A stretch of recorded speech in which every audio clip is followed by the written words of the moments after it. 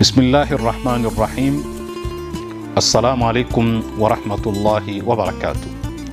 Mara nyingi Waislamu katika mimbari zao na hasa katika minasaba ya ndoa na mingine wamezoea sana kusoma aya ar-rijalu qawwamuna 'ala an-nisa'i, na wakisema kwamba maana aya hii waume ni wasimamizi wa wake. Lakini kwa bahati mbaya sana hawaelezi kwamba usimamizi wenyewe ni katika nini. Hawa wanaume wanasimamia nini kwa wanawake?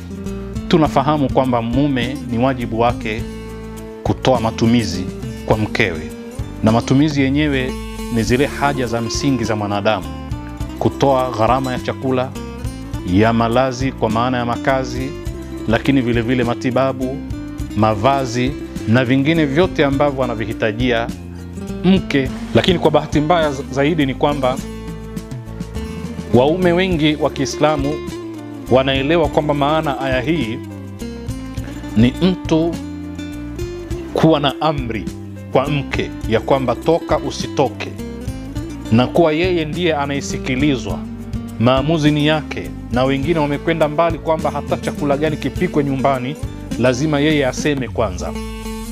Hayo sio makusudio ya aya ya Mwenyezi Mungu ar-rijalu qawwamuna 'ala an-nisa'i.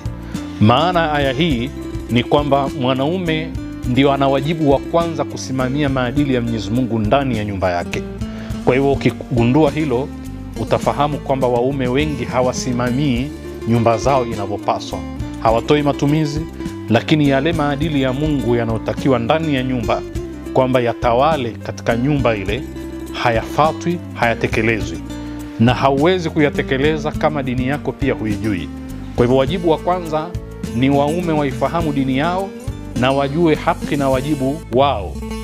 Wakisha fahamu, ile ar-rijalu qawwamuna 'ala an-nisa'i itakuwa imeshika nafasi yake kama inavyokusudiwa.